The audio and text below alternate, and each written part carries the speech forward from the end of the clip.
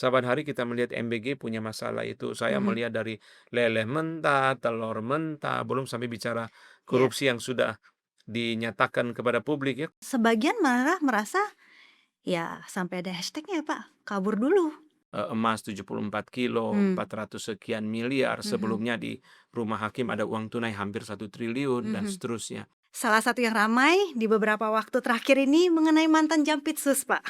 Apakah orang yang menduduki jabatan-jabatan publik ini memang memiliki kemampuan? Hmm, Atau semata-mata karena kedekatan? Nah, orang-orang seperti tadi yang betul-betul mau bekerja untuk masyarakat, yang mau rugi untuk mhm, masyarakat, mhm. mungkin tidak dipilih. Kenapa? Karena dalam kampanye dia nggak ngasih apa-apa. Berkali-kali kita membaca di internet itu, korban bisa menjadi tersangka. Ya, Jadi, tersangka jadi saksi, Pak. yang harusnya mengkritik presiden adalah wakil presiden, di Hmm. bawahnya.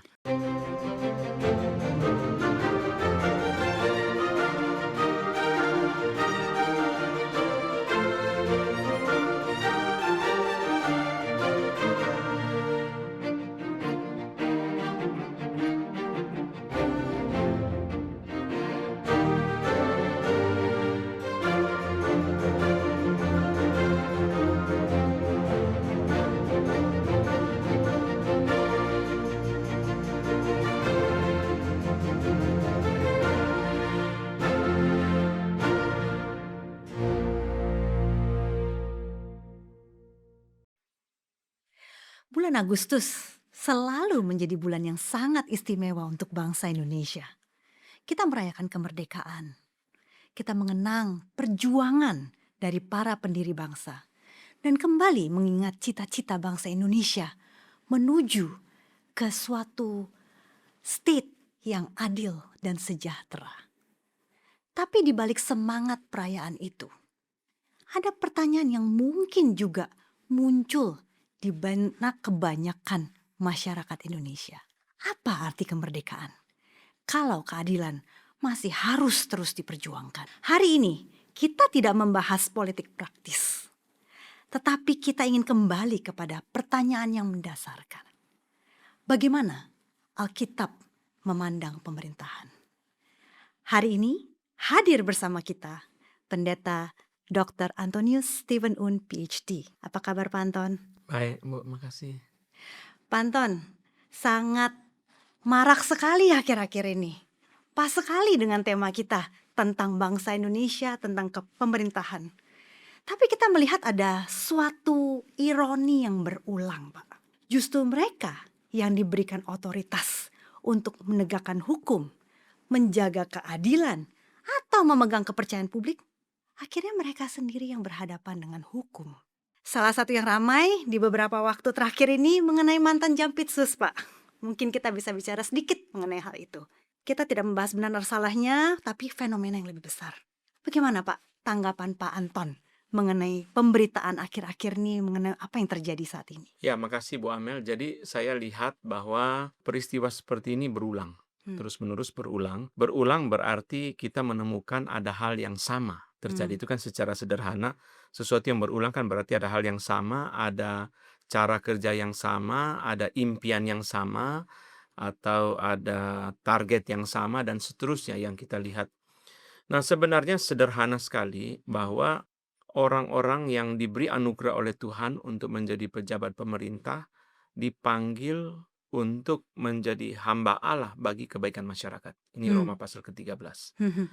Nah, dengan demikian ketika Tuhan menempatkan pejabat sebagai hamba Allah bagi kebaikan masyarakat, berarti apa yang harus dia kerjakan adalah mengorbankan diri, seperti yang Tuhan Yesus lakukan. Hmm. Anak manusia datang bukan untuk dilayani, tetapi untuk melayani Ya. dan memberikan nyawanya menjadi tebusan bagi banyak orang. Hmm. Nah, jadi kalau ini yang betul-betul terjadi, Hmm. seharusnya kemudian kita akan menemukan sosok pejabat yang bukan saja jujur, Hmm. tetapi juga memiliki kinerja yang baik, Hmm. yang betul-betul memberkati masyarakat. Jadi fenomena ini ya kita membaca di berita ya ketika rekaman ini kita buat ya, Hmm. emas 74 kilo, Hmm. 400 sekian miliar, Hmm. sebelumnya di rumah hakim ada uang tunai hampir 1 triliun dan Hmm. seterusnya. Akan terus berulang pola seperti ini. Hmm. Kenapa? Karena dasar idealisme daripada seorang pejabat itu tidak bisa dilaksanakan. Lalu pertanyaan pesimis kita akan muncul, pertanyaan apatis kita akan muncul, oh enggak mungkin. Di dalam dunia yang berdosa ini enggak mungkin ada pejabat yang bisa lurus, bisa jujur, itu rasanya hanya di dalam mimpi, di Hmm. dalam dunia ide, itu tidak bisa terjadi di dalam dunia nyata kita. Mhm. Tetapi kita selalu ingat perkataan almarhum Gus Dur yang mengatakan bahwa hanya 3 polisi yang jujur. Polisi tidur, Hmm. patung polisi, dan polisi hugeng. Sekarang ini sindiran daripada banyak aktivis mengatakan, oh sekarang ini omongan Gus Dur pun sudah sulit, jangankan ketemu sosok polisi yang jujur, patung polisi pun sudah berdebu, Hmm. polisi tidur pun sudah berlubang. Hmm. Jadi sekarang ini sudah nggak bisa ditemukan lagi yang jujur. Tapi kalau kita melihat Hugeng, betul-betul dia lurus dan betul-betul dia membuktikan dia menjadi seorang pejabat yang bersih. Hmm. Saya ingat sekali waktu dia itu akan dimakamkan, setelah meninggal itu pejabat pemerintah tanya kepada istrinya, boleh nggak dimakamkan di Taman Makam Pahlawan? Mhm. Istrinya bilang, Pak Hugeng pesan jangan, sebab kalau dimakamkan di situ nanti banyak koruptor nggak tenang, sebab satu lahan sama almarhum.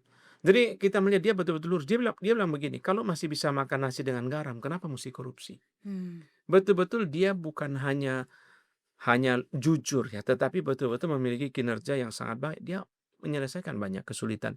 Kalau kita menonton video-video itu ya, dia naik mobil itu, di mobil dinasnya Kapolri itu ada sound system Mhm. untuk menertibkan macet ya, Mhm. dan seterusnya. Jadi kita sering melihat fenomena seperti itu, bukan tidak mungkin. Dia hidupnya lurus, hidup jujur, dan berusaha untuk menjadi pejabat yang lurus ya. Almarhum yang lain Baharudin Lopa, mantan Jaksa Agung, Pak Mhm. Baharudin Lopa itu sangat sederhana, Mhm. sangat sederhana. Rumahnya sangat sederhana. Pak Hugeng itu istrinya itu membuka toko bunga. Karena mereka tahu dia tidak bisa disuap, Mhm. maka mereka caranya menyuap dengan memborong bunga dari istrinya. Dia Hmm. langsung suruh istrinya tutup toko bunga. Hmm. Lalu di waktu dia menjadi kepala polisi di Medan, ada pengusaha yang menyumbang peralatan rumah tangga. Mhm. Dia bilang dalam sekian jam, kalau saya tidak salah 3 jam bawa pulang, kalau enggak saya buang. Dalam 3 jam tidak diambil oleh orang yang kirim, dia minta ajudan polisi itu barang-barang itu, tempat tidur, meja, ditaruh di pinggir jalan. Ditaruh di pinggir jalan, Mhm. dan itu menjadi heboh di Medan. Hmm. Ditaruh di pinggir jalan.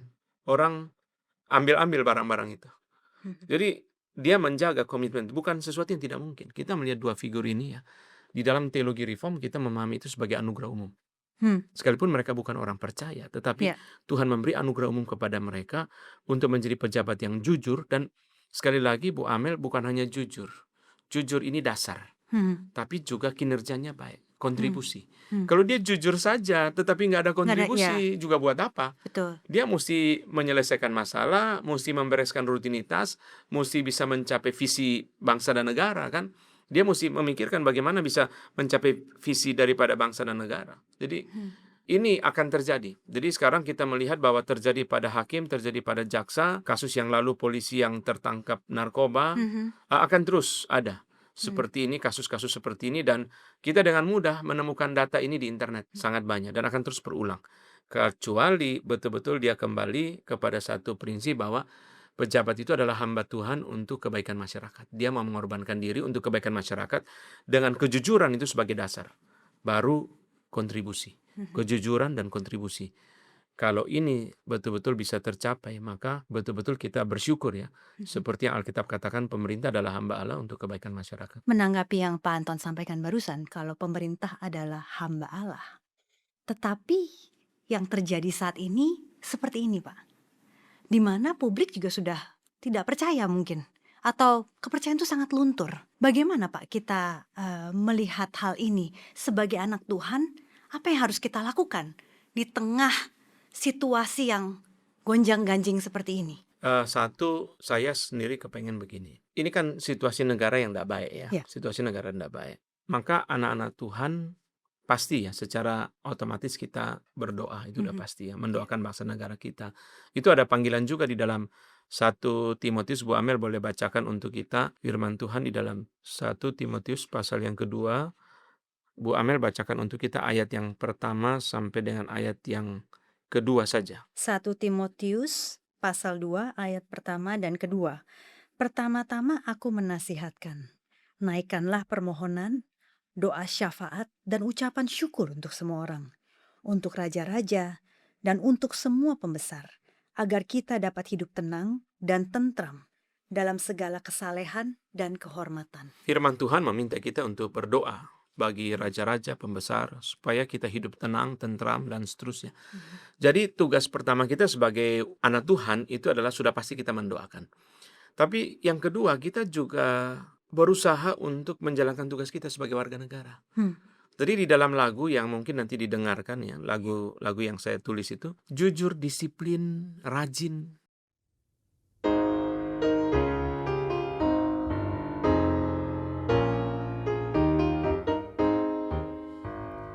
Mari kita bersyukur, Tuhan memberi tanah air, alam indah dan kaya, negara yang merdeka. Mari kita hargai dan tak menyia-nyiakan anugerah umum Tuhan bagi negeri tercinta.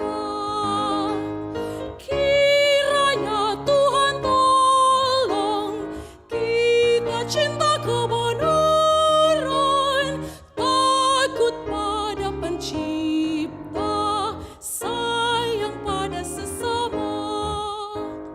Doakan pemerintah agar adil dan bijaksana, menjadi hamba Allah, kerja layani rakyat, menghargai manusia yang adalah gambar Allah, ciptakan perdamaian, sejahterakan rakyat.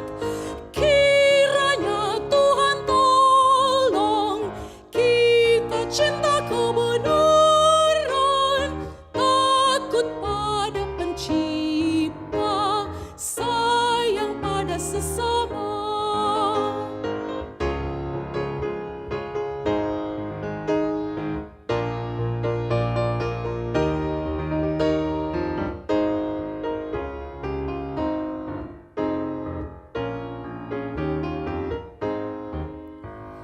Korupsi, pertikaian, serta rupa-rupa dosa melukai hati Tuhan, merugikan sesama. Kiranya Injil Allah terus disebarluaskan, roh bimbing manusia bertobat dari dosa. Kiranya Tuhan tolong kita cinta kebenaran, takut pada pencipta, sayang pada sesama.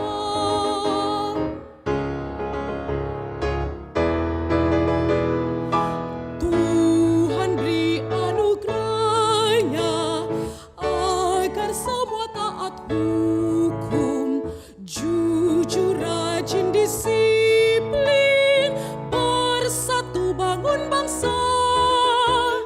Tuhan panggil umatnya menjadi terang dunia, mengusir kegelapan, penuh kasih jadi berkat.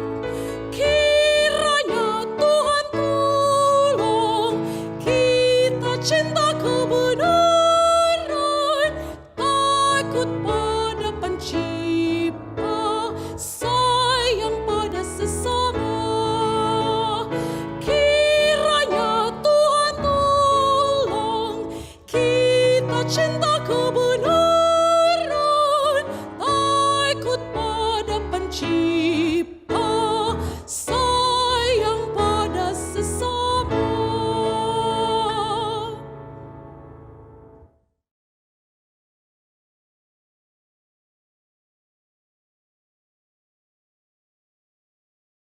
banyak persoalan daripada masyarakat yang sebenarnya kita menuntut pemerintah ya, tapi kita sebagai masyarakat juga nggak benar. Kita saban hari melihat lawan arah di jalan raya, Hmm, kita melihat mobil yang menerobos lampu merah, hmm, kita melihat masyarakat yang membuang sampah ke sungai. hmm. Jadi kita sebenarnya mengatakan bahwa pemerintah ini tidak beres, tetapi jangan lupa kita sendiri sebagai masyarakat, sebagai warga negara juga mesti evaluasi diri, apa yang kita mesti perbaiki. Sebagai anak Tuhan, apa kontribusi kita yang sederhana aja. Hmm. Sebenarnya waktu kita membuang sampah di tempat sampah itu sudah satu kontribusi yang sederhana untuk Hmm. kebaikan bangsa, Mhm. untuk mengurangi banjir. Jadi kita nggak usah bicara terlalu tinggi kontribusi untuk bangsa dan negara dengan masuk ke dalam politik praktis, menjadi anggota dewan dan seterusnya, itu kalau dia dipanggil. Ya. Tapi kita semua bisa berkontribusi. Dulu waktu saya masih bawa mobil, waktu masih pelayanan di Bandung itu saya sering ke Jakarta. Saya langganan memberikan laporan ke Radio El Sinta dulu, Hmm. laporan lalu lintas. Saya diwawancarai oleh Radio El Sinta itu berkali-kali Hmm. untuk keadaan lalu lintas. Ada kecelakaan, saya WA, dulu SMS, BBM, BlackBerry Messenger ya.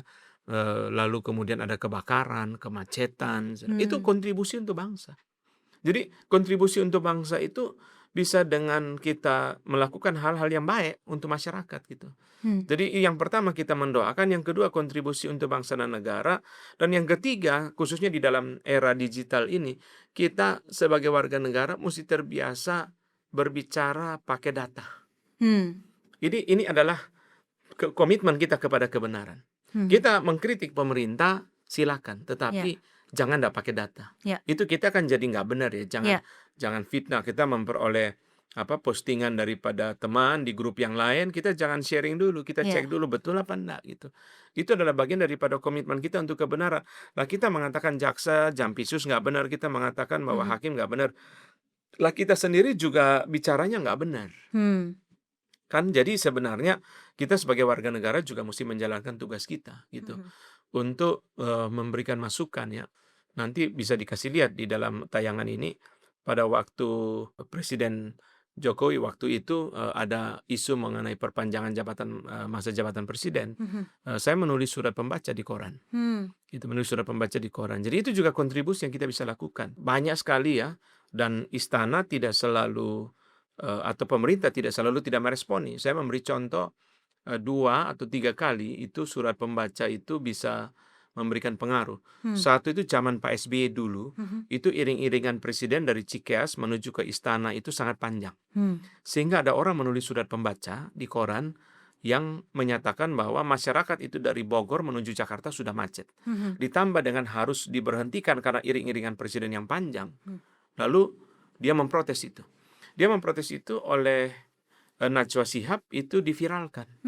Istana meresponi, mereka mengganti iring-iringan presiden dari mobil pribadi yang panjang itu dengan bus. Itu zaman Pak SBY. Jadi mereka ganti. Contoh yang lain itu adalah dulu itu terpidana kasus korupsi pajak itu kalau saya tidak salah. Ada orang yang ketemu di pesawat. Dia sebenarnya dalam penjara, tapi orang-orang ketemu di pesawat, dia tulis surat pembaca. Jadi sebenarnya masyarakat itu ada banyak kanal, ada banyak channel untuk bisa menjadi berkat bagi bangsa dan negara. Tapi mungkin yang paling sederhana aja, kita tidak lawan arah waktu di jalan raya, tidak terobos lampu merah, tidak buang sampah sembarangan. Itu aja sederhana dulu kita bisa lakukan untuk banyak orang. Mungkin saudara yang mengikuti Instagram saya ada sharing juga. Kadang-kadang saya beli nasi bungkus 1-2 bungkus bagikan kepada orang di pinggir jalan. Saya nggak perlu tunggu program MBG, nggak perlu tunggu program pemerintah. Saya berangkat antar anak sekolah, pulang saya mampir beli bakmi 2-3 bungkus, saya bagi. Saya jadi berkat untuk bangsa dan negara, untuk masyarakat. Simple. Jadi kita mengkritik pemerintah tentu ya, supaya pemerintah itu bisa jalannya betul. Tapi sisi yang lain, kita juga mesti mengkritik diri kita sendiri, supaya tanggung jawab kita juga kita jalankan. Gitu. Pak Anton, kalau kita melihat dengan situasi dan kondisi yang terjadi akhir-akhir ini, lalu kita mungkin kaitkan dengan pemikiran dari John Calvin, Pak. Ada satu kutipan pada saat beliau berbicara mengenai kecenderungan abusif pada monarki dalam khotbah ke-29 ya. Dia mengambil dari 1 Samuel 8 ayat 11 sampai 22. Dikatakan, karena sebagaimana yang diajarkan kepada kita oleh Alkitab, suatu republik yang dikonstitusikan dengan baik adalah anugerah dari Allah yang ajaib.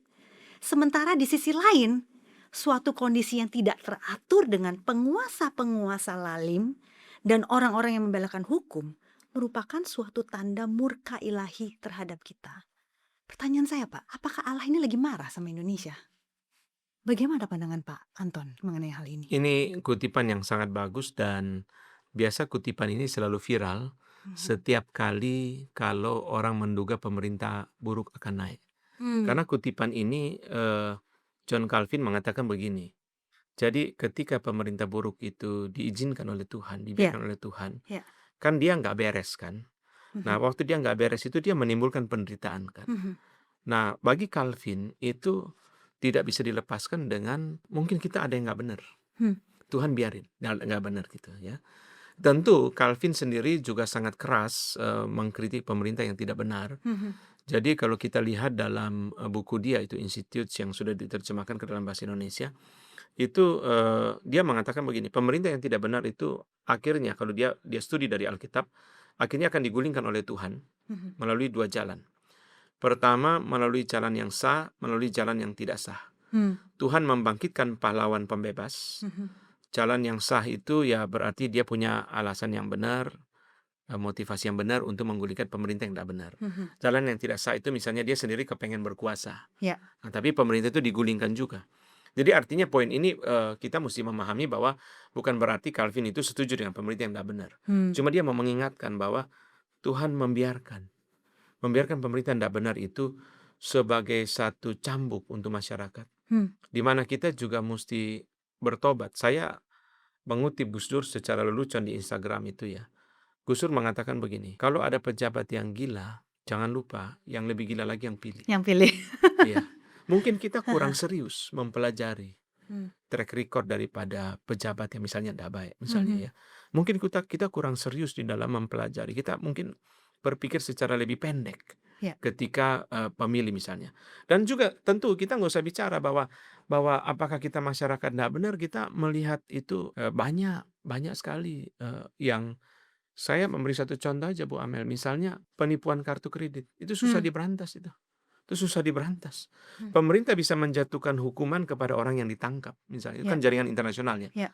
Tetapi bukan berarti habis itu berkurang. Itu susah berkurang. Judi online misalnya, itu susah berkurang. Saya korban di OJK, teman-teman di OJK mengatakan PR mereka adalah membasmi namanya jambret digital. Tapi tidak mudah.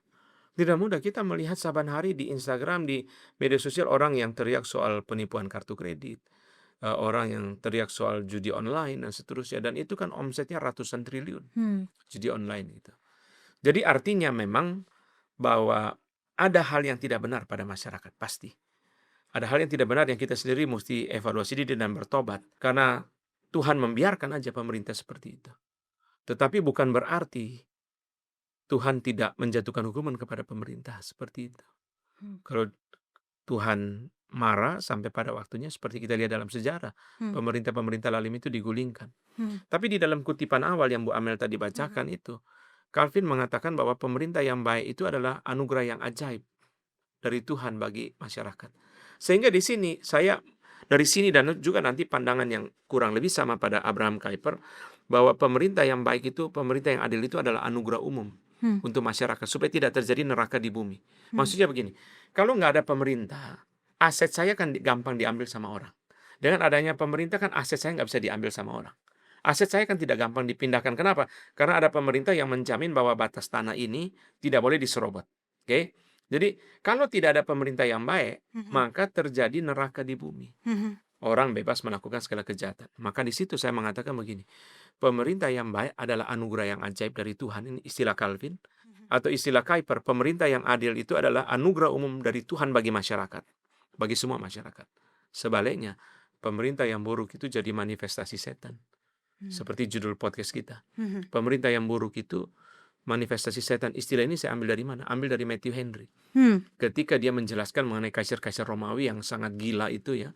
Yang memang kita nggak bisa menemukan rasionalitasnya.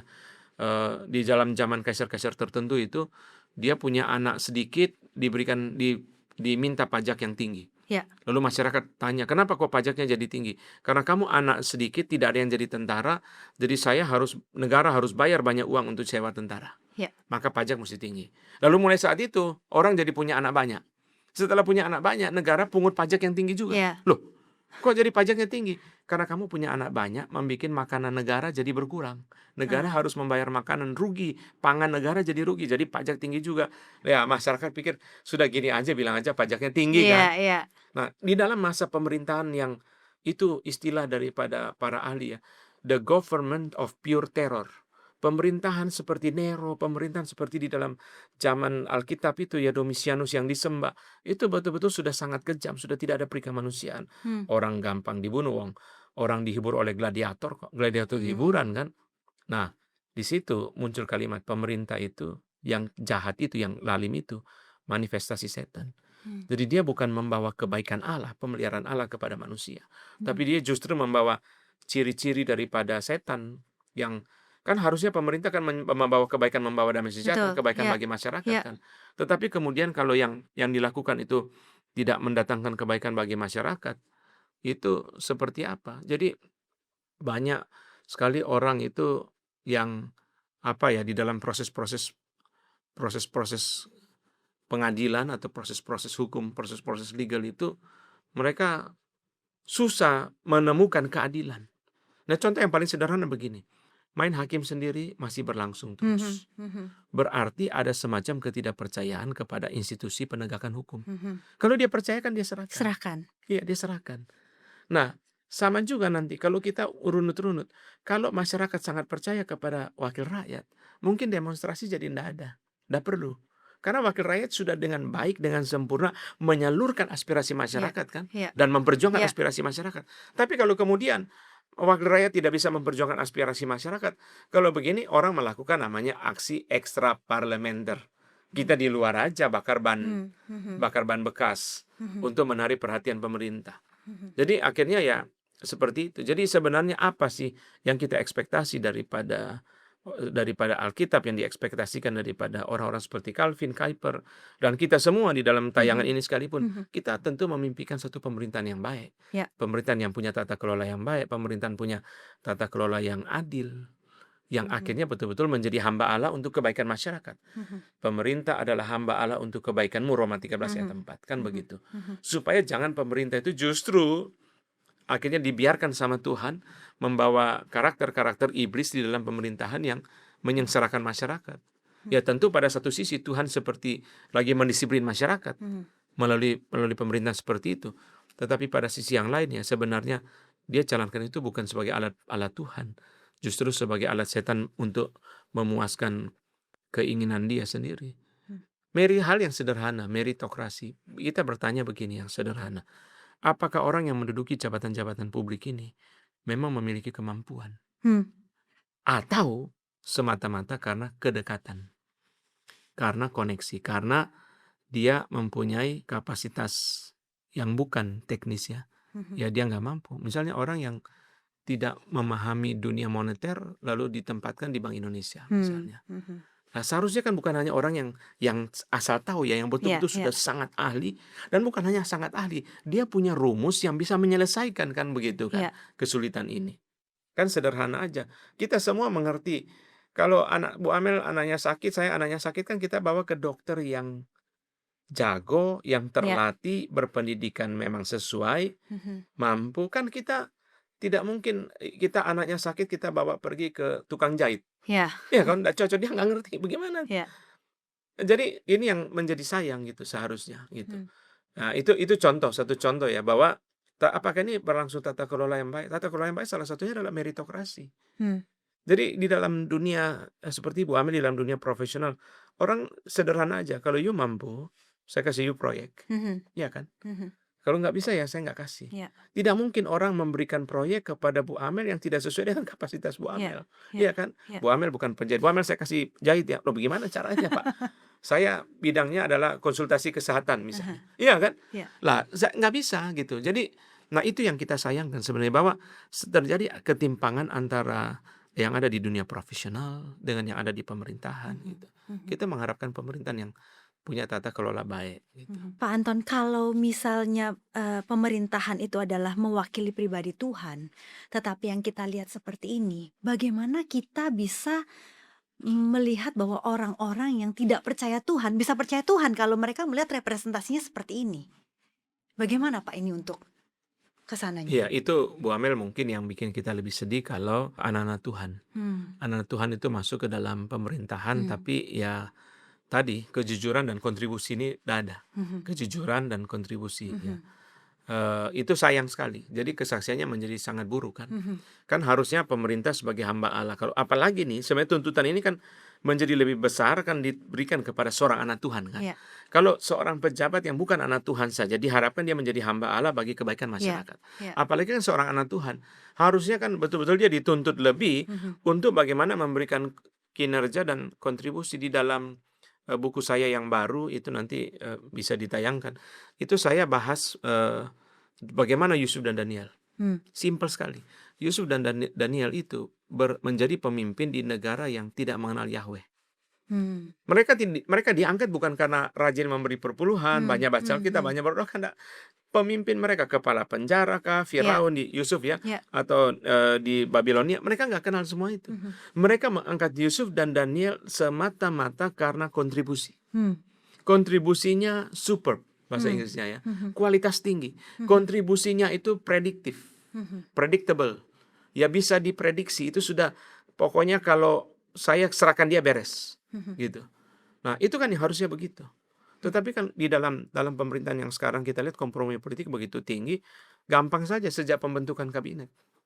Sejak pembentukan kabinet ini kan kita bertanya aja, apakah orang yang duduk di dalam kabinet itu memiliki kemampuan kalian yang memang sesuai. Sesuai ini baru satu hal. Sesuai dan dia mampu menyelesaikan masalah dan mencapai visi. Harus dua itu.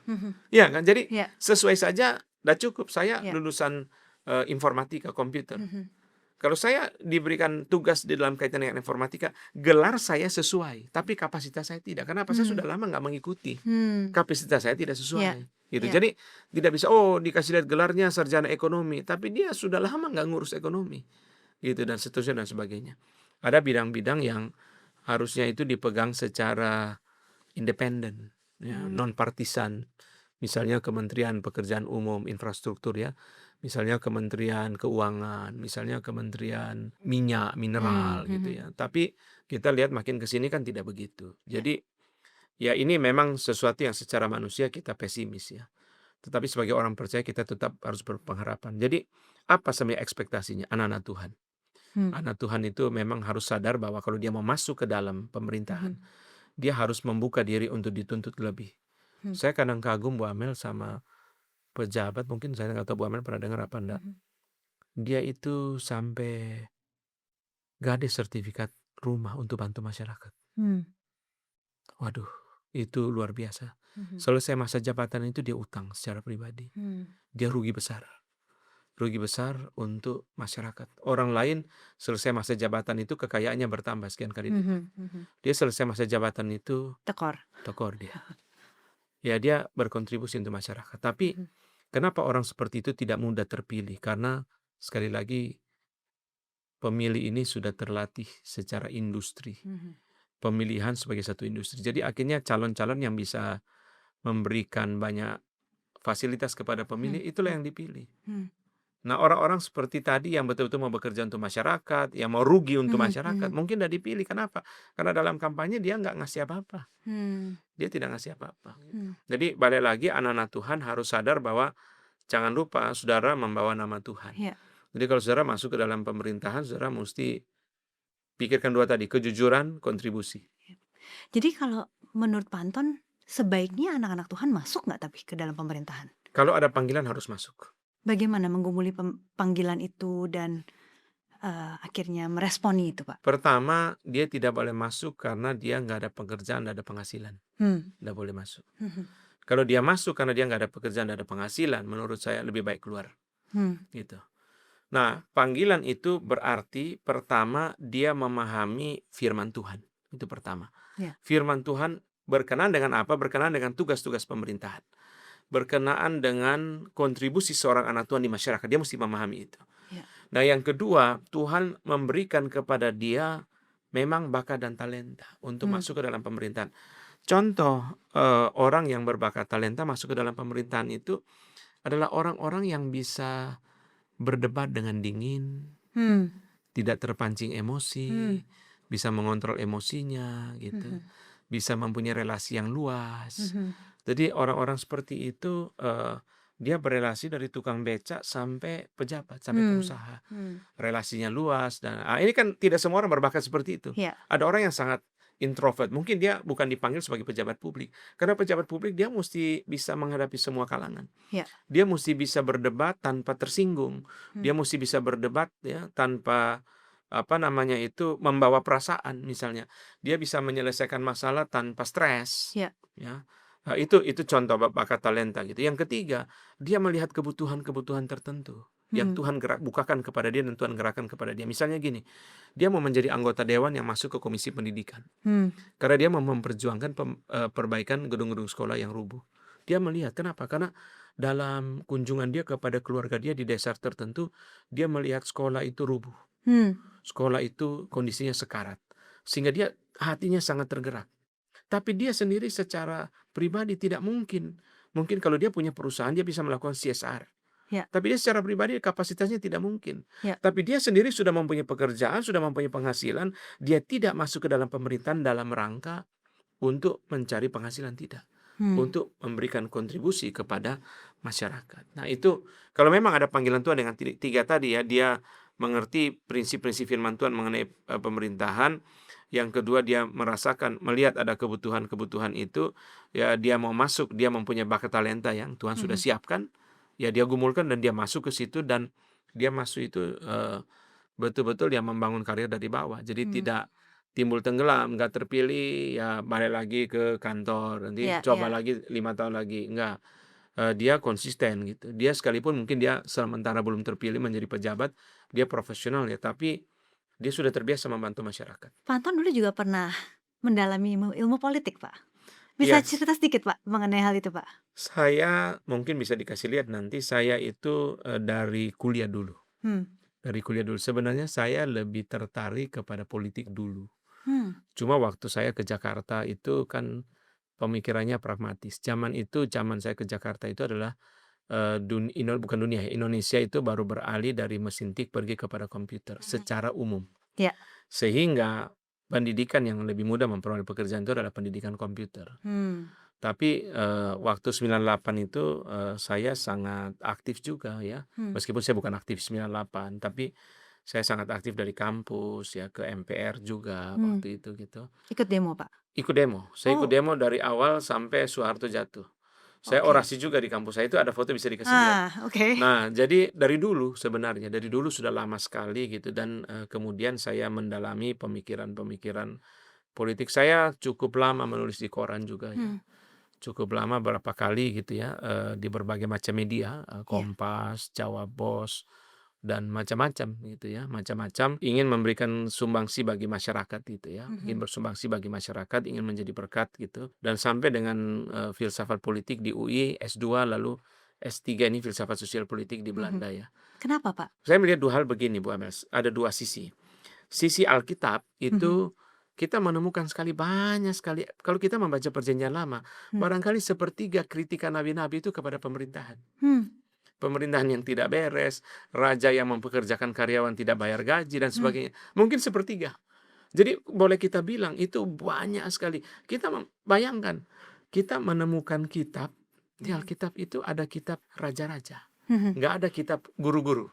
Nggak ada kitab tabib-tabib. Nggak ada, Bu. Raja-raja. Raja-raja. Bayangkan. Itu pun juga raja-raja itu hanya 2, tetapi sebenarnya 1-2 Samuel juga bicara raja, 1-2 Tawarik juga bicara raja. 6 kitab bicara raja. Lalu belum kitab nabi-nabi itu, mulai dari Yesaya ke belakang itu, rata-rata itu adalah kritikan kepada pemerintah. Maka saya belum studi secara data detail ya, tapi gambaran saya mungkin sepertiga itu adalah bicara mengenai pemerintahan di Perjanjian Lama. Perjanjian Baru ada dan seterusnya. Jadi itu jelas sekali. Tuhan Yesus bicara pemerintahan, Paulus juga bicara mengenai pemerintahan. Bahasa lidah misalnya Paulus bicara, tapi Tuhan Yesus nggak bicara. Petrus nggak bicara. Petrus bicara mengenai pemerintahan gitu. Wahyu bicara mengenai pemerintahan, tapi Wahyu tidak bicara mengenai bahasa lidah. Jadi kita melihat bahwa begitu banyak Nah, itu dari sisi secara objektif, sisi Mhm. Alkitab ya. Mhm. Tapi secara subjektif dalam hidup kita sehari-hari, kita hidup dengan produk politik. Kita pakai KTP, paspor itu produk politik. Mhm. Setiap hari lampu merah itu produk politik. Mhm. Itu kan kebijakan politik. Jalan di kiri ini kan produk politik. Ya. Jadi sebenarnya setiap hari itu mau tidak mau kita hidup dengan begitu banyak produk politik. Gitu. Sehingga kita perlu masuk ya sebagai warga negara, tentu kita tidak selalu dipanggil untuk mendalami sampai begitu dalam, Mhm. tetapi kita bisa kontribusi yang sederhana. Paling nggak Mhm. kita mendoakan gitu. Sebagai orang percaya kita nggak boleh putus harapan. Kita harus terus mendoakan. Tapi ada orang-orang yang putus harapan, Pak. Bahkan ekstrimnya, kalau tadi sebagian mungkin merasa, apakah saya harus masuk ke dalam pemerintahan? Sebagian malah merasa, ya sampai ada hashtagnya Pak, kabur dulu. Bagaimana Pak Anton memandang fenomena ini, Pak? Iya, memang itu karena sudah terlalu capek ya. Memang Mhm. Bu Amel, kalau kita tidak berurusan langsung ya, mungkin kita tidak sampai itu lelah gitu. Mhm. Tapi Tapi wajar Pak, kalau kita lelah. sesuatu yang bisa dipahami, Mhm. meskipun kita tidak mengharapkan. Sesuatu yang bisa dipahami gitu. Kenapa? Karena sekarang begini, ada banyak problem hukum yang Mhm. orang akhirnya pilih, udah deh. Sekarang kalau kita nih, contoh simpel begini. Kalau saya beli tiket menggunakan dana digital, dompet Mhm. digital, saya beli Mhm. kepada website tertentu. Ya. Lalu uang kepotong, kode booking nggak keluar. Mhm. Kita sudah tahu, Bu, daripada kita lelah, lebih baik Mhm. biarin aja deh. Uang hilang, ya kan? Ya. Kita udah tahu nih. Ya. Karena nanti kita bayangin begini, nanti saya kalau pergi ke tempatnya dompet digital, dia bilang, kamu tanya ke airline ya, yang jual tiket. Kita pergi ke yang jual tiket, dia bilang, kamu tanya ke dompet digitalnya. Jadi akhirnya kita lelah. Nah, ini contohnya. Lalu kalau kayak begini, kita tanya sama masyarakat, apakah kita pergi kepada pemerintah, dia bisa menyelesaikan. Kalau umpama ini tidak bisa selesai. Ya. Kita pikir nanti lebih berat lagi. Daripada begitu, ya sudah. Jadi itu yang akhirnya orang susah pahami. Sekarang kalau dalam proses peradilan misalnya, Mhm. kalau pengadilan tidak bisa membedakan antara SPT perusahaan dan SPT pribadi. Lah, sekarang Bu Amil punya SPT pribadi, SPT perusahaan kan beda. Mhm. Sudah pasti SPT perusahaan itu perputaran uang jauh lebih besar kan, Mhm. dan seterusnya. Lah, kalau begini kan gawat, Bu. Bagaimana? Saya mesti kemana lagi gitu, dan seterusnya. Berkali-kali kita membaca di internet itu korban bisa menjadi tersangka. Ya. Iya kan, korban bisa menjadi tersangka. Ya. Jadi, lah bagaimana? Terus kita mau kemana lagi gitu. Mhm. Jadi Tersangka jadi saksi, Pak. makanya, jadi kita jadi bagaimana ya?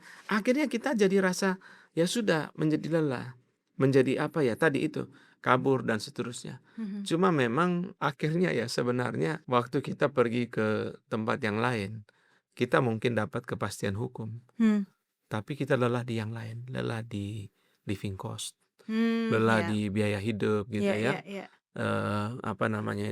Saya baru bicara dengan jemaat minggu ini, cerita-cerita kalau kita di Amerika itu Bu Amel juga pasti tahu ya, segala sesuatu serba disuh. Ya. Jadi saya waktu pertama kali ke Amerika itu dikasih tahu, Pak, kalau turunin barang dari kabin pesawat jangan kena kepala orang ya. Ya.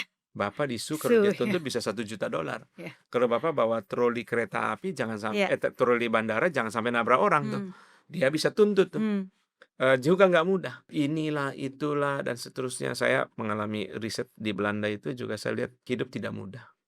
Yang tentu yang paling enak itu ya di sorga. Ya. Tinggal bersama Tuhan ya, tinggal bersama Tuhan. Tapi di dunia kita mesti menerima. Gitu. Saya lihat mereka hidup sangat berat dengan beban finansial di negara-negara yang kepastian hukumnya bagus ya. Ya. Kecuali orang yang posisinya sangat tinggi. Kalau orang yang middle to low ya berat, sangat berat. Kelihatan ya Bu Amel pasti tahu lah kalau kita jalan-jalan enak. Saya pernah ngomong sama orang Singapura di bandara. Saya bilang, you are very happy. Ya, you punya negara, transportasi bagus, semua tertib gitu. Dia jawab apa? Not happy, heavy. Heavy, dia bilang, biaya hidup berat. Berat, dia bilang. Kita lihat aja di Singapura, orang tua harus kerja. Ya. Sudah tua harus kerja, berat, tidak mudah. Jadi bagaimana caranya? Bagaimana ya? Kita tentu lelah, tapi sebagai orang percaya kita minta Tuhan kuatkan. Karena Tuhan Yesus berkata bahwa nanti pengadilan terakhir itu menyerahkan kepada Dia yang menghakimi dengan adil. Ketika ia menderita, ia tidak mengancam, tapi ia menyerahkan kepada Dia yang menghakimi dengan adil. Dalam seri khotbah yang baru lewat ini, saya berbicara tentang penderitaan dalam iman dalam ketidakadilan itu. Mhm. Itu apa, Bu? Waktu kita menyerahkan itu Wayne Grudem mengatakan, itu satu langkah terapeutik. Jangan Hmm. pendam Hmm. ketidakadilan itu, tapi serahkan. Serahkan kemana? Kepada Dia yang menghakimi dengan adil. Karena dalam pengadilan terakhir pasti keadilan ada. Itu pengharapan kita. Dalam dunia kita bertahan, kita berdoa, berusaha, berjuang sebisa mungkin. Ya, kita berjuang, tetapi kalau sampai tidak bisa, sudah serahkan kepada Dia. Tapi kita sebagai orang percaya nggak boleh putus asa. Pak, kalau yang tadi diam karena putus asa, ada lagi orang diam sebenarnya bukan karena lelah, Pak. Tapi karena tidak ada kebebasan untuk berbicara. Dan yang akhirnya membuat mungkin merugikan dirinya atau merugikan keluarganya. Menurut Pak Anton bagaimana? Apakah ini suatu bentuk ketidaktaatan sebagai anak Tuhan? Bahwa dia berpartisipasi dalam ketidakadilan? Atau bagaimana seharusnya bersikap? Iya, kadang-kadang bisa diam karena seperti Bu Amel bilang tadi ya, kadang-kadang juga bisa diam karena apatis, kadang-kadang juga bisa diam karena lelah, kadang-kadang juga bisa diam karena macam-macam.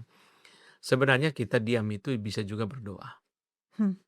Kadang-kadang kita tidak berbicara karena kita tahu bahwa berbicara itu juga ada dampak-dampaknya kan, apalagi di media sosial.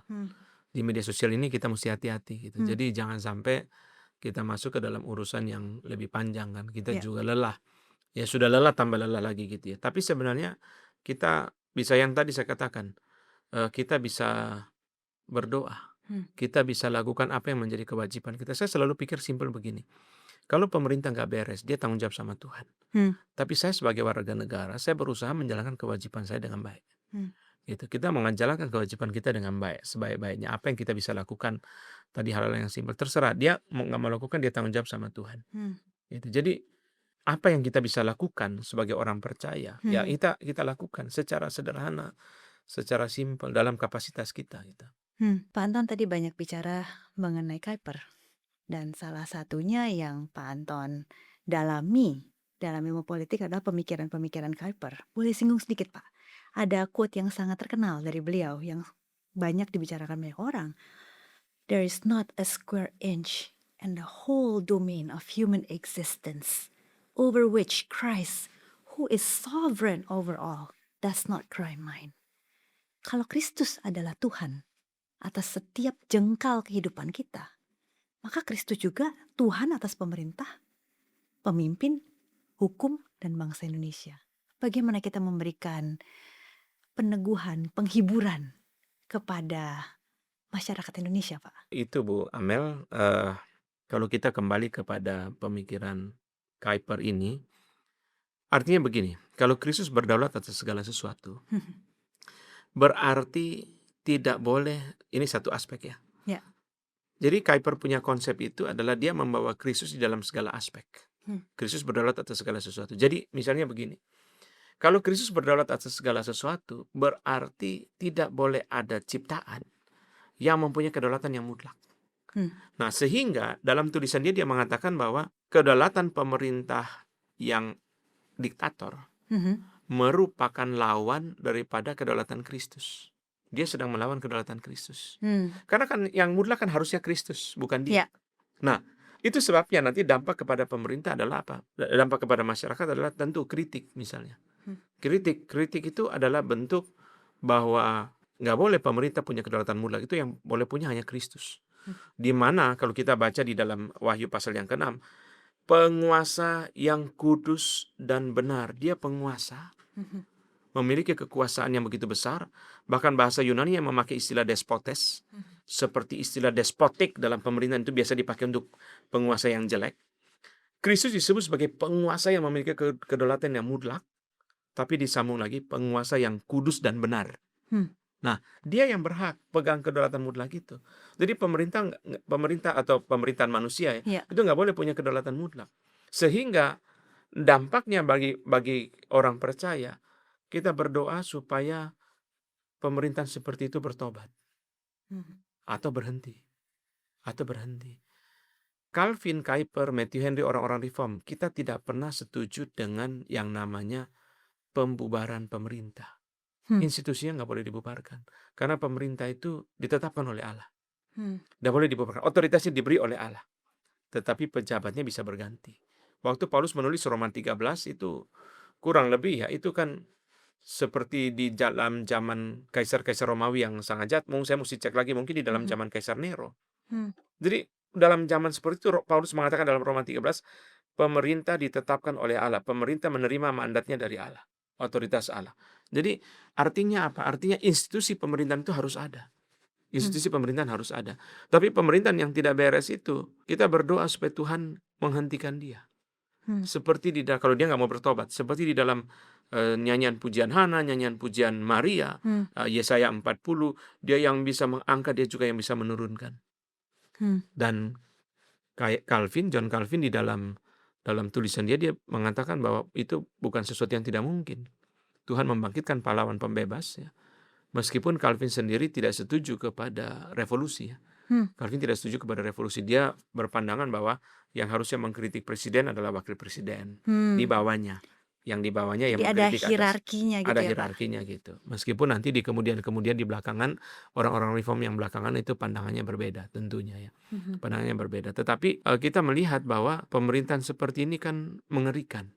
Mengerikan. Nah, kalau Kristus yang berdaulat atas segala sesuatu, berarti apa? Nggak boleh ada pemerintahan manusia memiliki kedaulatan seperti itu. Jadi kalau kita melihat di dalam masyarakat, pemerintahan akhirnya seperti itu, Tuhan dengan gampang menjatuhkan dia. Contoh yang paling populer saya biasa pakai adalah Mussolini, Hmm. mantan pemimpin Italia. Hmm. Mussolini begitu berkuasa, tapi ketika waktu Tuhan sudah tiba, Tuhan menggulingkan dia. Dia, istrinya, teman baik semua digantung terbalik, kepala di bawah, kaki di atas, di kota Milan, di Mhm. bekas pom bensin. Mhm. Waktu dia berkuasa, nanti bisa dikasih lihat fotonya, bagaimana dia begitu berkuasa luar biasa. Mhm. Tapi ketika Tuhan jatuhkan dia, Mhm. ya seperti yang lain-lain juga kan sama, Gaddafi, kan sama semua, Hitler kan bunuh diri, Mhm. semua sama. Sangat mengenaskan. Itu membuktikan bahwa dia bukan Allah yang berdaulat. Nah, Leon Morris mengatakan pemerintah adalah hamba Allah. Mhm. Maka demi Allah kita harus taat kepada pemerintah. Mhm. Demi Allah hati nurani kita yang mengakui Allah. Tapi ketika pemerintah yang mestinya hamba Allah mulai menjadi Allah, kata Leon Morris, dengan hati nurani kita mesti melawan. Bagaimana Pak cara lawannya, Pak? Ya, mulai dengan kritik, itu paling pertama. Hmm. Mulai dengan kritik. Jadi tentunya, nah pemerintah ketika menjadi Allah itu berarti sudah dalam situasi kebebasan sudah tidak ada, Hmm. korupsi sudah sangat masif, pemerintah sudah sangat penuh dengan teror, ya. Seperti pemerintahan-pemerintahan diktator itu. Sampai pada titik itu, menurut saya sudah sangat sangat bahaya. Situasi sangat berbahaya. Kalau situasi saat ini? Situasi sangat ini kalau tidak hati-hati akan bahaya. Hmm. Akan bahaya. Kenapa? Karena hal yang kita doakan supaya tidak terjadi ya Bu Amel ya. Iya. Menyangkut perut. Hmm. Menyangkut perut ini yang paling bahaya. Hmm. Kadang-kadang masalah politik orang tidak setuju, orang kritik. Mhm. Tapi kalau perut sudah lapar, Mhm. nah ini bahaya. Jadi sebenarnya makanan itu anugerah umum. Ya. Anugerah umum ya. Jadi kalau pemerintah bisa dipakai Tuhan sebagai anugerah umum untuk mengatur sehingga makanan itu bisa terdistribusi dengan baik, tidak dikorupsi ya. Mhm. Kita melihat problem saban hari Bu Amel, kalau kita main medsos itu ya, saban hari kita melihat MBG punya masalah itu. Saya Mhm. melihat dari lele mentah, telur mentah, belum sampai bicara Ya. korupsi yang sudah dinyatakan kepada publik ya, korupsi Ya. oleh para pemimpin daripada Badan Gizi.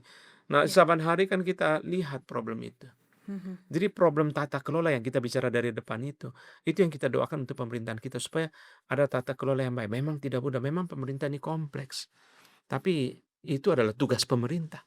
Itu bukan tugas gereja, itu bukan tugas masyarakat untuk tata kelola pemerintah ini. Masyarakat juga dituntut untuk punya tata kelola yang baik. Gereja dituntut punya tata kelola yang baik. Perusahaan seperti Bu Amel dituntut punya tata kelola yang baik. Lah, semua ini di non pemerintah harus punya tata kelola yang baik. Orang beli saham karena punya tata kelola yang baik, ya kan begitu, good governance. Lah sekarang pemerintah sendiri ada good governance enggak? Ada good governance enggak? Di dalam pengadilan, di dalam kebijakan gitu. Kebijakan itu kita pakai istilah yang simpel, tepat sasaran, tepat nalar, Mhm. ya, tepat waktu. Ya. Kita bisa teruskan daftar ini kan. Ya. Itu aja jadi tolok ukur untuk melihat kebijakan. Saya bukan ahli kebijakan publik ya. Tapi kan masyarakat perlu nggak? Masyarakat perlu stadion nggak? Perlu bandara nggak? Perlu nggak? Betul-betul perlu atau tidak? atau satu proyek yang sebenarnya memang mercusuar, masyarakat dikelabui dengan sesuatu yang kelihatannya fantastis karena punya stadion yang megah, Mhm. tapi sebenarnya stadionnya tidak digunakan. Kenapa? Karena klub sepak bolanya tidak ada atau tidak berkembang dan Hmm. sulit, membutuhkan waktu yang sangat lama. Tidak tepat waktu, bukan sekarang. Tempat itu membangun stadion yang menghabiskan dana ratusan miliar Hmm. misalnya. Mhm. Apakah sekarang waktunya? Nah, itu jadi tentu ya, apa yang diharapkan, apa yang kita doakan, apa yang kita harapkan, apa yang menjadi pokok yang kita sharingkan Mhm. dari podcast ini adalah supaya kita mendoakan pemerintah punya tata kelola yang baik. Pak, mungkin salah satu pertanyaan yang cukup dasar ya Pak. Apakah semua ini karena sistem pendidikan dari awal yang mungkin yang membentuk orang-orang yang seperti ini Pak, yang ada di pemerintahan? Ya, memang ini juga satu PR yang besar ya. Jadi kalau kita melihat kepada Amsal itu kan, Amsal menghendaki orang itu mampu. Hmm. Kalau kita melihat kepada, saya memberikan contoh, Bu Amel bisa bacakan untuk kita Ulangan 1 ayat 13. Ulangan 1, ini demokrasi mula-mula di dalam Alkitab itu ada di dalam kitab Taurat, dan Ulangan 1 ayat 13. Ini contohnya. Ulangan 1 ayat 13, kemukakanlah dari suku-sukumu orang-orang yang bijaksana, berakal budi, dan berpengalaman, maka aku akan mengangkat mereka menjadi kepala atas kamu. Nah, kita lihat ya, bijaksana, berakal budi, berpengalaman. Jadi sekalipun ini orang-orang yang katakanlah disertai Tuhan, disertai Roh Kudus, ini kan berbicara mengenai hakim-hakim ya. Ya. Hakim-hakim yang akan menangani perkara-perkara yang dikemukakan oleh masyarakat kan, karena si Musa kewalahan maka mertuanya mengusulkan angkatlah hakim. Lalu ini kriteria yang diberikan. Mereka pilih dari suku, ini pemilihan, tapi pemilihan dengan kriteria. Jadi dari sini aja kita melihat, ini kita belum bicara Amsal yang tadi saya singgung dan sebagainya. Tadi bicara Yusuf dan Daniel itu juga kita sudah kelihatannya. Bijaksana, berakal budi, berpengalaman, ada kriteria. Dan kriteria itu sebenarnya kalau kita lihat dalam sistem Kuiper, itu dunia pendidikan punya sumbangsi untuk mempersiapkan orang masuk kepada publik. Jadi Kuiper itu punya sistem, itu adalah setiap institusi dalam masyarakat itu harus saling mendukung satu dengan yang lain. Keluarga, gereja, ya, negara, pendidikan, rumah sakit itu saling mendukung. Jadi kita sebenarnya misalnya gini, kita di rumah tangga, kita mempersiapkan anak-anak kita untuk masuk ke masyarakat. Nah, pendidikan kan juga begitu, mempersiapkan orang untuk masuk ke masyarakat. Kan kita lihat yang kerja di bank kan hasil dari dunia pendidikan. Yang kerja di pemerintahan hasil dunia pendidikan, dan seterusnya dan sebagainya kan. Jadi itu sebabnya perannya sangat penting. Untuk menghasilkan, anggap aja kita pakai satu dari 3 kriteria ini ya, berakal budi. Kita pakai aja satu, dia tadi jujur ya tentu, tapi juga dia bisa punya kontribusi kinerja, dia bisa menyelesaikan masalah, bisa menghadapi kesulitan-kesulitan, bisa mencapai visi gitu. Jadi saya membaca banyak sekali riset ekonomi ya Bu ya. Ujung-ujung akhirnya begini, simpelnya begini, secara simpel. Kita anggap aja punya nikel. Punya nikel, punya tambang emas misalnya. Ini kan barang-barang yang tidak bisa digali dengan linggis atau apalagi dengan kayu. Mesti digali dengan mesin, teknologi, dan itu mensyaratkan ada orang yang mengoperasikan. Ada tenaga ahli yang riset, sampai dengan operasikan mesin, sampai dengan pengolahan hasil tambang, ya, supaya kan hilirisasi yang dicanangkan oleh pemerintah itu kan bisa jalan kan. Nah, saya membaca berbagai riset ekonomi untuk menjadi negara maju, untuk menjadi negara dengan pertumbuhan ekonomi double digit, untuk menjadi negara dengan pendapatan per kapita misalnya di atas 10.000 dan seterusnya. Inti-intinya sama, SDM, sumber daya manusia, dan itu berarti pendidikan. Maka kalau kita lihat China hari ini ya, waktu Deng Xiaoping itu dia pertama kali menjadi pemimpin, hal yang dilakukan pertama kali adalah dia kumpulkan semua ilmuwan yang paling jago di China, mereka konvensi selama 3 hari, dan Deng Xiaoping tidak bicara. Di awal dia tidak bicara, dia bicara di terakhir. Di awal dia hanya duduk, diam, catat semua masukan mereka. Bagaimana memperbaiki higher education, pendidikan tinggi. Bagaimana kita perbaiki pendidikan tinggi.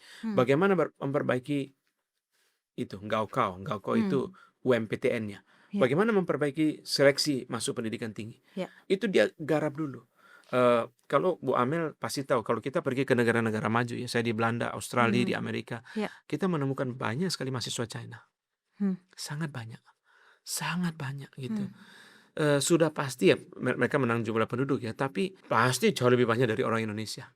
Saya pergi ke Belanda ada, saya pergi ke Australia juga di mana-mana, di Melbourne, saya pergi ke Amerika, apalagi kurang lebih sama. Jadi memang akhirnya sama. Di dalam Amsal itu dia bicara orang yang cakap dalam pekerjaannya. Ada masih banyak bagian-bagian lagi dalam Amsal. Intinya bicara mengenai kemampuan. Bicara mengenai kemampuan yang kita minta ya. Anugerah umum itu, di dalam buku saya yang baru saya bahas itu. Anugerah umum itu adalah berasal dari Tuhan, memperlengkapi dengan kemampuan untuk bisa menyelesaikan. Jadi dua ini, kalau kita bicara mengenai pejabat, dua ini, kejujuran dan kontribusi. Jujur saja kurang. Ya. Kalau kontribusinya bagus tapi nggak jujur, bahaya. Nanti dia justru dengan kecerdasan dia berubah dari kecerdasan menjadi kelicikan. Uangnya diambil. Tapi jadi dua ini mesti ada. Maka saya tidak setuju kita hanya menekankan kejujuran. Kejujuran tapi nggak bisa ngapa-ngapain, dia diam aja di situ. Dia nggak mencuri tapi juga nggak menolong, buat apa? Jadi perlu dua-duanya itu seimbang. Pak Anton, banyak kita sudah bicara hari ini dari berbagai sisi. Kalau kita memakai lensa Calvin, Kuyper, dan pastinya Alkitab. Kalau kita baca situasi Indonesia hari ini, apa sebenarnya Pak? Akar masalahnya itu sebenarnya apa? Pemimpin, sistem, atau malah hati manusia itu sendiri? Tentu Bu Amel, kita pertama-tama mesti bicara dosa di dalam hati manusia. Ya. Itu kan problem klasik. Ya. Kita tahu bahwa D.L. Moody itu dia pikirannya lebih narrow, tidak seluas kita orang-orang reform. Dia orang evangelical ya.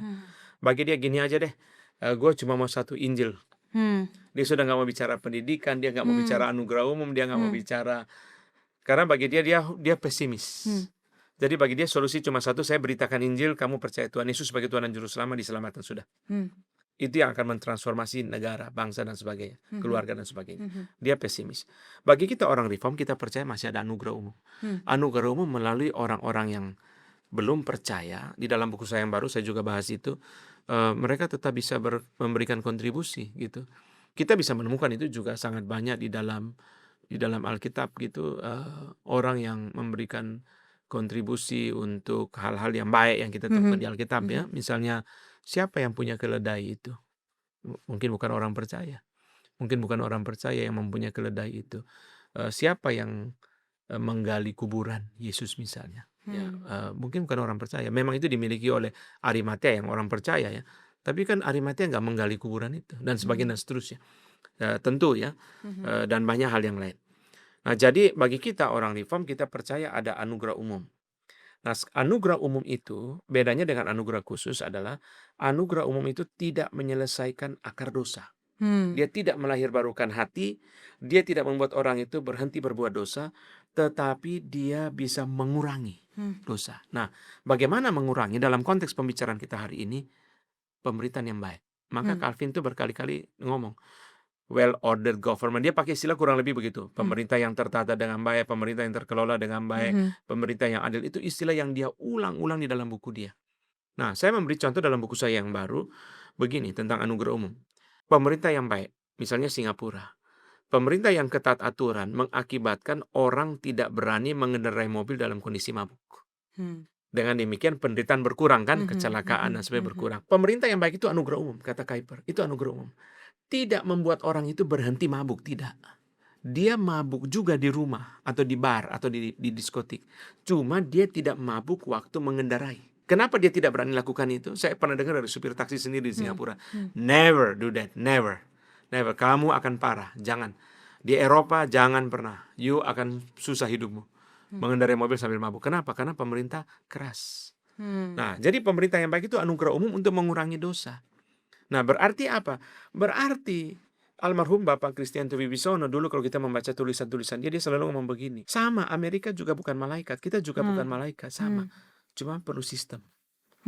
Orang berdosa itu perlu sistem. Romo Haryatmoko yang mengajar filsafat waktu saya kuliah di UI, dia cerita di asrama itu ya, Vespa itu pakai bersama. lalu semua pakai kalau baik kan, rusak nggak ada yang mau betulin. Ya. Maka akhirnya seluruh Vespa rusak, nggak bisa jalan. Hmm. Maka ada satu mahasiswa bilang begini, saya betulin Vespa ini tapi janji ya, hanya saya yang boleh pakai. Hmm. Lalu mereka rubah sistem, dia bilang, enggak, kita bagi aja 3 mahasiswa misalnya satu Vespa. Ya. Baik buruk kalian urus. Hmm. Mulai hari itu nggak ada Vespa yang rusak. Semua dibetulin sistem. Hmm. Sistem itu dibangun, sistem itu diperbaiki. Tentu kita orang berdosa kok. Hamba Tuhan perlu Google Calendar nggak? Seperti saya, sangat perlu sistem kan. Saya bukan malaikat, saya nggak bisa ingat semua jadwal saya. Saya perlu Google Calendar, saya perlu sistem. Ini kan sistem gitu. Kenapa kita perlu bank? Sistem. Sistem yang memberikan kepada kita trust gitu kan. Contoh simpel begini Bu Amel, dulu Pak Jokowi itu awal mula waktu dia wali kota Solo yang kemudian menjadi gubernur DKI itu ya, dia mengatakan begini, kenapa di kantor pemerintahan layanan publik itu masalah antrian tidak bisa beres, kenapa tidak meniru bank? Sistem antrian ini kan mulai dari bank-bank. Bank itu sebelum keluar nomor antrian kan dia suruh antri fisikan. Tapi antri fisik itu dia kasih tali. Bahkan BCA itu dia kasih kursi, kita duduk di situ. Sekarang sudah ganti jadi nomor kan. Kan very simple. Sistem itu supaya apa? Supaya jangan saya berantem sama Bu Amel, siapa yang datang duluan. Saya bilang saya datang duluan, Bu Amel bilang, oh Bapak belum datang, saya udah datang. Simple. Nah, yang dibilang oleh Kuyper, pemerintah yang baik adalah anugerah umum bagi masyarakat supaya tidak terjadi neraka di bumi. Nah, pakai contoh antrian ini. Kalau nggak ada nomor antrian, terjadi neraka, kita jadi berantem. Jadi berantem karena apa? Karena nomor antrian tidak ada. Dengan ada nomor antrian, first come first serve, selesai dong. Sistem. Jadi pemerintahan yang baik itu anugerah umum dalam hal apa? Sistem yang dibangun. Hati manusia itu hanya bisa diselesaikan oleh darah Yesus, oleh Injil. Itu tidak bisa enggak. Tapi kan kita nggak bisa mengatakan bahwa semua orang menjadi percaya. Itu adalah kedaulatan Roh Kudus, bukan kita. Yang bisa kita lakukan adalah sistem. Terima kasih banyak Pak Anton. 1 jam kita membahas mengenai pemerintahan ini. Terakhir Pak, ada pesan Pak Anton mau tinggalkan untuk anak-anak Tuhan yang tinggal di sini maupun mungkin yang ada di luar negeri, melihat apa yang sedang terjadi saat ini, masa depan bangsa kita, apa yang harusnya menjadi doa, pengharapan, dan tindakan yang nyata. Terima kasih Bu Amel. Pertama, jangan berhenti mendoakan Indonesia. Bagi saya bukan kebetulan Tuhan tempatkan kita di sini. Kalau Tuhan mau tempatkan kita di negara lain kan bisa. Itu pertama. Kedua, kalau situasi sulit, jangan merusak. Jangan anarkis. Jangan provokasi. Jangan berbicara yang bukan kebenaran gitu. Mari kita punya menjaga situasi yang baik gitu. Setiap kerusuhan akan mempersulit ekonomi, pasti. Kita semua tahu bahwa kepastian hukum menjamin iklim investasi. Itu tidak bisa tidak. Waktu rekaman ini dibuatkan kita tahu kesulitan di dalam saham karena review dari MSCI itu mengakibatkan capital outflow ya, uang keluar itu karena apa? Karena mereka melihat masalah trust.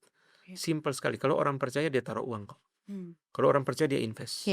Itu dan iklim investasi itu kalau kita baca riset daripada World Economic Forum, itu boleh dibilang 60-70% ditentukan oleh pemerintah. Kepastian hukum, birokrasi, infrastruktur, dan seterusnya dan sebagainya. Jadi kita nggak boleh putus asa, nggak boleh berhenti mendoakan Indonesia. Yang kedua, kita jangan merusak.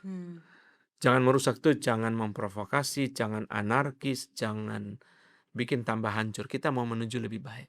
Bukan berarti nggak boleh kritik. Dari seluruh podcast ini saya berulang katakan, kita bisa kritik. Tapi jangan menghancurkan. Menghancurkan itu artinya seperti anak kita di rumah, Bu Amel, dia marah sama mamanya, dia bakar kulkas, dia bakar rumah. You susah sendiri. Tadi kenapa dibilang dalam 1 Timotius 2, doakan supaya kamu juga menikmati kesejahteraan itu. Itu yang kita harus lakukan. Yang terakhir adalah jangan lupa tugas-tugas kita sebagai warga negara. Jangan hanya tuntut pemerintah. Tugas kita sebagai warga negara juga kita harus lakukan. Baik Pak. Pak Anton, apa bisa kita mengambil waktu sejenak untuk kita berdoa untuk bangsa dan negara kita dan juga untuk anak-anak Tuhan? Kiranya Tuhan bisa bangkitkan mereka untuk berdiri teguh untuk bangsa kita.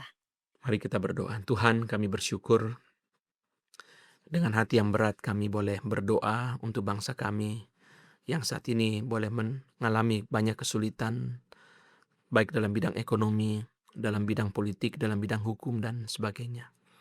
Sebagai anak-anak Tuhan yang percaya kepada Allah berdaulat, kami tidak mau berputus asa. Kami mau terus berharap Tuhan memberikan anugerah umum, memberikan belas kasihan untuk bangsa dan negara kami.